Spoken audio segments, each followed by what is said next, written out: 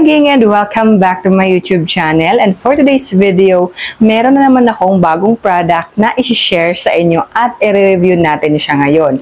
Pero bago natin yan simulan, sa mga baguhan dito sa aking YouTube channel, ako nga pala ang inyong Ate Tin at gumagawa ako ng mga product review dito sa channel ko. At kung gusto mo ng ganong video, mag-subscribe ka na at isama mo na rin yung bell icon. Bago ko ipakita sa inyo mga ging ang product na i-review natin ngayon, disclaimer lang, hindi po ako expert. Ang isi-share ko lang po sa inyo ay based on my own experience. At kung naghiyang man or hindi naghiyang sa akin yung isang produkto, hindi po ibig sabihin is ganoon na rin po yung mangyayari sa inyo dahil iba-iba po tayo ng skin type at body type.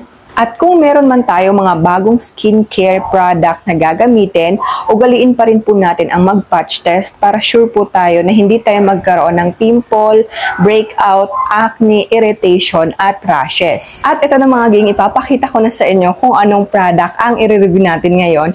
Itong sunscreen ng Hikari, yung kanilang Hikari Skin Essential Ultra White Sunscreen yung i-review natin ngayon. Syempre, dito muna tayo sa kanyang packaging. Sachet type lang po yung kanyang packaging, pero nagustuhan ko rin itong sachet type nila kasi nga masisimot talaga natin yung laman nitong sunscreen. At ang laman pala nito is meron siyang 50 ml ng product at mabibili natin ito sa halagang 165 pesos yung isang ganito. Dalawa yung binili ko kasi nga maraming nagsasabi na maganda daw itong sunscreen na to, kaya ngayon natin malalaman kung maganda ba talaga itong sunscreen ng Hikari. Alam nyo naman mga ging, kung nakasubaybay kayo dito sa channel ko, na hindi talaga po pwede na mawalan ako ng sunscreen. Di bali na nawala ako ng ibang skincare, yung sunscreen hindi pwedeng maubusan at naghahanap pa rin talaga ako ng mga sunscreen na alam mo yung affordable lang siya, na kaya ng masa yung kanyang presyo pero sa quality naman is super B talaga siya. Yung alam mo yung makukuha mo talaga yung gusto mo, yung mapoproteksyonan talaga yung balat natin sa sikat ng araw, sa kung ano mga nagkukos ng damage sa ating balat. So, ayun. Kaya itong Hikari, sabi ko, nung nakita ko ito, itatry ko. Kasi ang daming nagre-review nito na nagustuhan nila kasi trending itong product na to sa ibang social media platform. Kaya ito, isi-share ko sa inyo dito sa ating YouTube channel. Kasi nga, gustong-gusto ko talaga yung mga sunscreen. At ito, dito muna tayo sa kanyang packaging mga ging. Ang dami ko nang sinasabi, dami ko nang chika sa inyo. Ayan po siya sa malapitan. At ito mga ging, babasahin ko sa inyo kung ano yung nakalagay dito sa harapan ng ating packaging. So, nakalagay lang naman dito yung brand ng sunscreen. Then, Ultra White Sunscreen, UVA, UVB Protection, SPF 50 PA++++, Protect, Repairs, Correct. Premium protection without the breakout, non-comedogenic, lightweight, and fast-absorbing.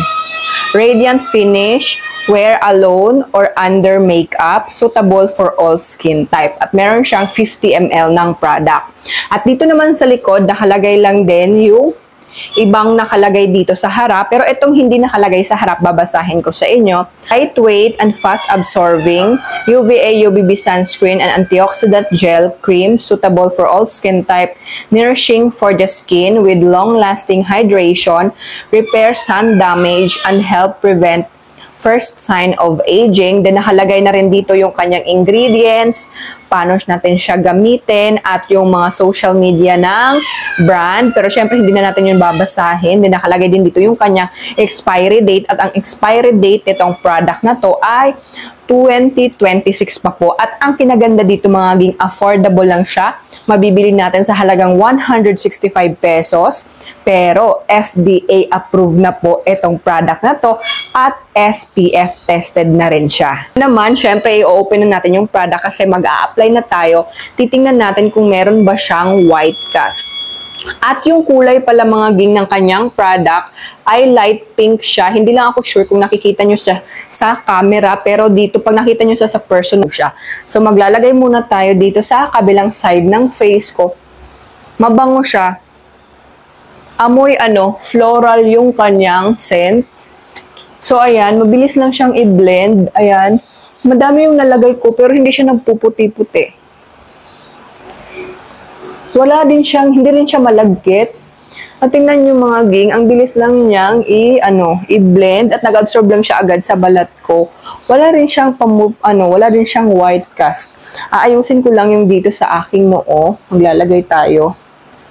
Wala siyang lagkit. Ayan.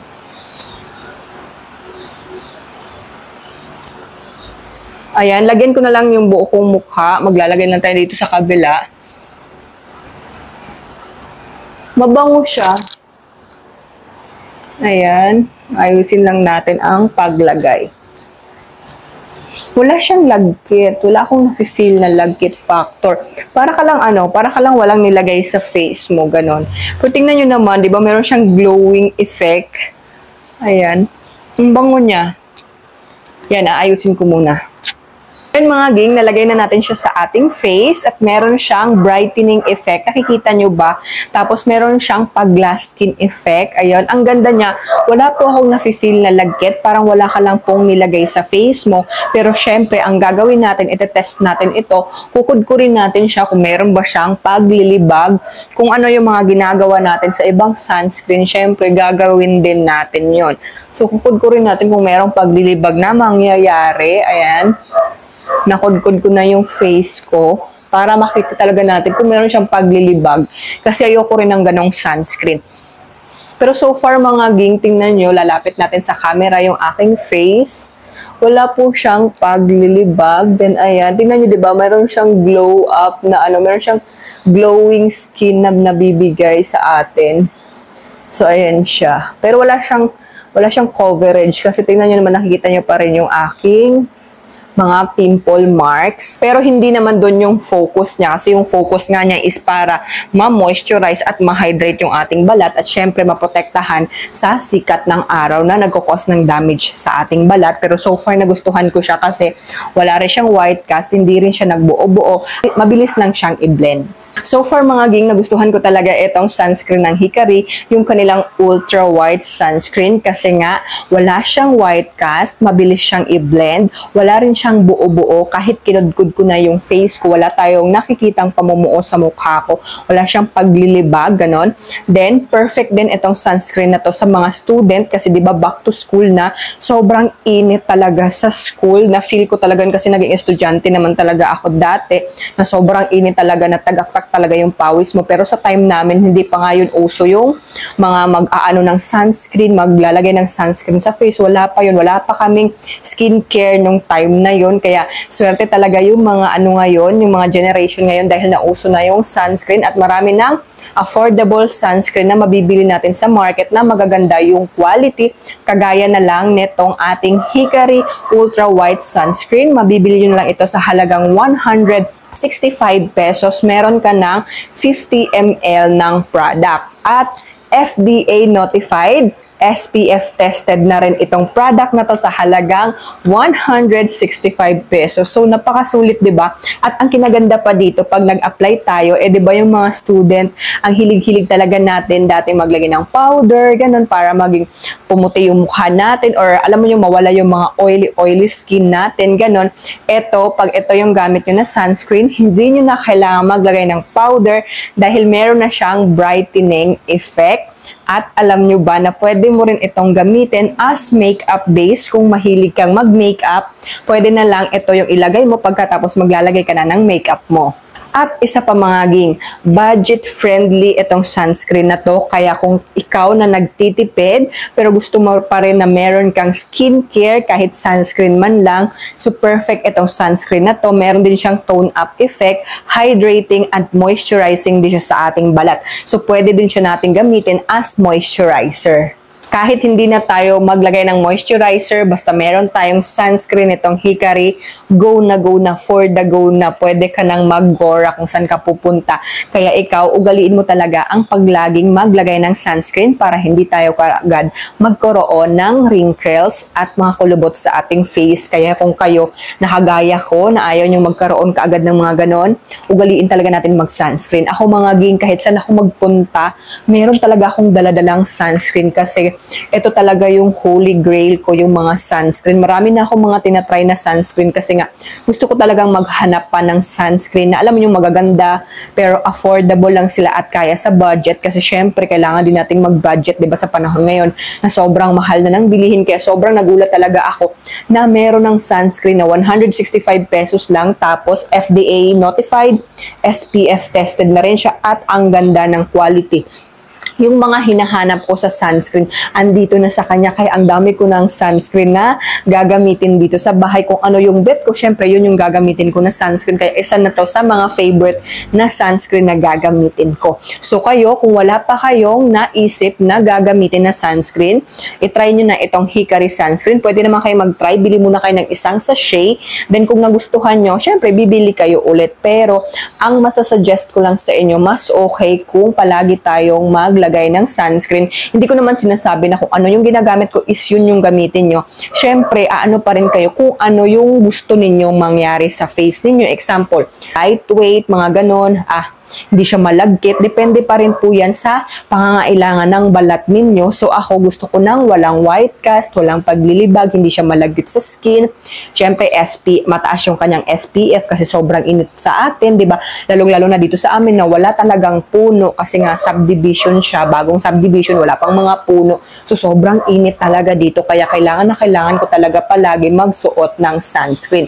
Kaya kayo, depende naman yan sa inyo kung ano ang prefer ninyo na sunscreen na gagamitin. Pero ako, ang masasuggest ko sa inyo is maglagay talaga kayo ng sunscreen kahit nasa loob lang tayo ng ating bahay kasi tumatagos pa rin yan sa mga bintana natin, sa bubong natin, yung mga sikat ng araw sa ating balat. At syempre, palagi tayong nag-gadget. So, kailangan pa rin po nating maglagay ng sunscreen, yung blue light technology na sunscreen na may mga ganon. Kailangan natin nun para naman kahit nag-gadget tayo, nag-laptop tayo, hindi pa rin damage sa radiation yung ating skin sa mukha. So, ayun, dapat ugaliin po talaga natin ang maglagay ng sunscreen.